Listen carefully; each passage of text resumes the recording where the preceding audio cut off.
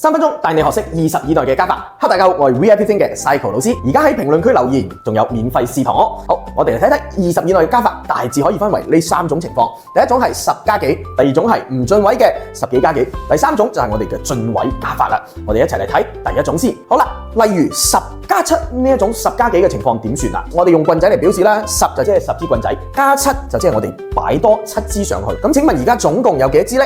擺多咗7支，咁我哋只需要從10開始向後數多7個數，咁就 OK 啦。數多1個數就係11，兩個數就係12，三個數就係13，7個數就係17。我哋就可以得出結論咯喎。咁啊，10加7就等於17，10加幾就等於10幾。呢個係第一種情況。我哋睇第二種10幾加幾唔進位嘅情況。咁呢種情況咧，都比較方便嘅咯。例如咧12加5，咁啊即係12支棍仔，我哋攞多5支棍仔出嚟。12支棍仔咧又可以分為整整齊齊嘅10支，仲有散裝嘅2支。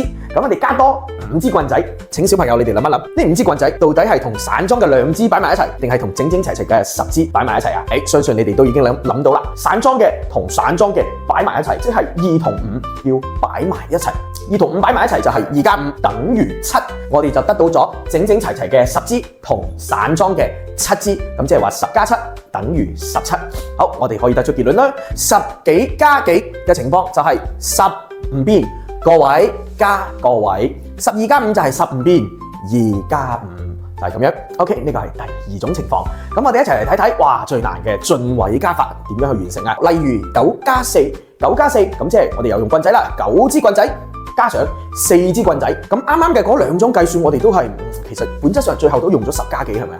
咁我哋有冇辦法將9同4變成10啊？我哋發現呢個9佢係咪爭少少就可以變成10啦？我哋就可以從呢個4入邊俾佢1支，俾咗1支佢就變成10，4就剩翻3支，9加4就俾我哋轉化成10加3嘅問題。咁10加3大家都知啦，等於13。咁對應翻算式入邊咧，我哋就咁寫噶吓。先嚟睇呢個大數，佢要乜嘢？9係要個1，8佢就要多一個2。咁我哋睇9要1，我哋就俾個1佢，令佢湊成10。俾完1之後，剩翻一個3，加起身就係13。睇大數拆細數，湊成10加正數。呢個就係我哋20以內進位加法用到嘅湊實法。OK， 好，咁我哋今日嘅內容就講到呢一度，相信你已經掌握得唔錯啦。咁接落嚟咧，請你去完成一下呢個小練習，8加5等於幾克？OK， 關注我哋一齊嚟學習更多有趣嘅數學。記得喺評論區留言嚟領取我哋嘅免費試堂哦。